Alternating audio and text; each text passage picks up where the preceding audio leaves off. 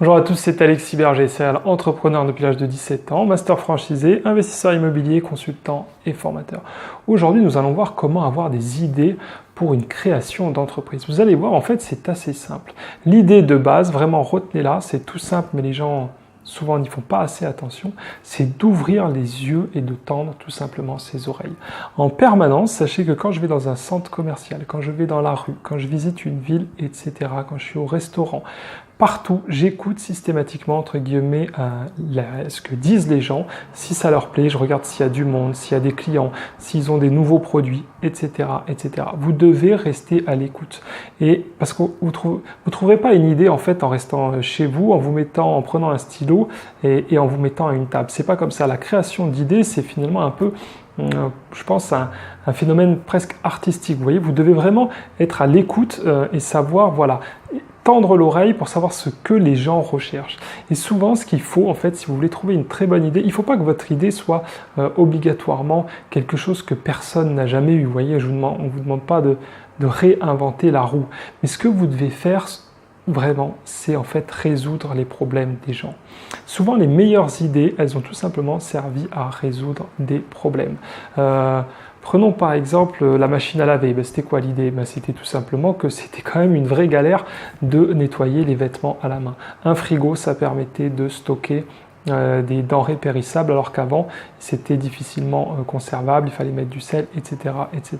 Vous voyez, les idées, les meilleures idées, c'est pour résoudre des problèmes. Par exemple, le TGV, le train existait déjà avant, mais là, l'idée, c'était quoi? C'était de se dire, ok, le train, c'est très bien, mais ça va pas assez vite, et donc les gens, par exemple, préfèrent prendre un autre moyen de transport, ou même vont prendre l'avion, parce que c'est beaucoup plus rapide.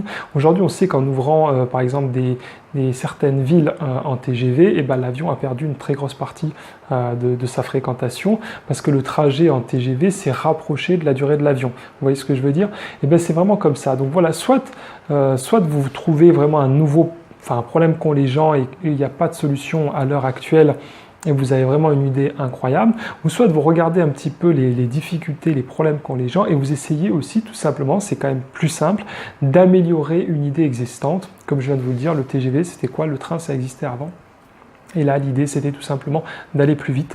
Il y a plein de choses comme ça, il y a plein de choses qui se créent. Aujourd'hui, on le voit surtout sur Internet, toutes les applications Uber comme ça, etc. Là, l'idée, c'était pareil. Comment, on va dire, faciliter la vie des gens, au lieu d'aller dans la rue, devoir aller à taxi, etc. Et bien là, voilà une application, il vient vous chercher directement en bas de chez vous. Vous connaissez le montant de la course environ. Vous voyez, vous n'avez pas peur de vous faire arnaquer, etc. Et c'est vraiment ça qui plaît aux gens. Donc, encore une fois, c'était résoudre un problème.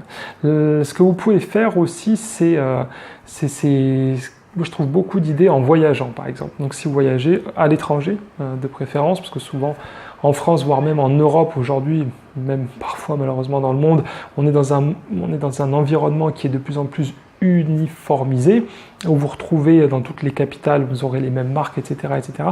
Donc là, vous ne trouverez pas de nouvelles idées. Mais voilà, il faut chercher les petits indépendants, vous voyez, ceux qui ont lancé un nouveau concept, et ça, c'est vraiment intéressant. Après, par contre, il faudra vérifier aussi que vous pouvez l'exploiter dans votre pays. Il y a des concepts qui vont super bien marcher, par exemple dans des pays très chauds, mais si vous habitez en Norvège, ça marchera peut-être pas parce que c'est pas le même climat, et il y a aussi, attention, des habitudes de consommation. Ce que vous pouvez faire aussi, c'est chercher, là c'est plus facile pour la peine, chercher sur Internet, chercher sur des sites étrangers. Regardez aussi ce qui peut parfois se vendre à l'étranger. Vous pouvez aller sur les sites d'Amazon, vous voyez pareil, vous allez sur le site d'Amazon Allemagne, Amazon Angleterre, etc. Regardez ce qui se vend le mieux en ce moment. Vous voyez, ça c'est vraiment un truc tout simple, et ça peut être des produits qui sont très différents ou qui ne sont pas arrivés, etc., etc. La nouveauté technologique, on est dans un monde qui bouge très vite. Ça aussi, c'est quelque chose, voilà, souvent c'est vraiment un produit, vous pouvez importer un produit, ça c'est une très bonne idée de business. Vous voyez quelque chose qui marche très bien à l'étranger, qui n'est pas encore en France.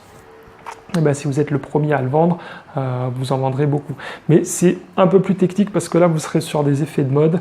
Donc voilà, il faut déjà un petit peu s'y connaître et puis il faut vraiment bien sentir le marché.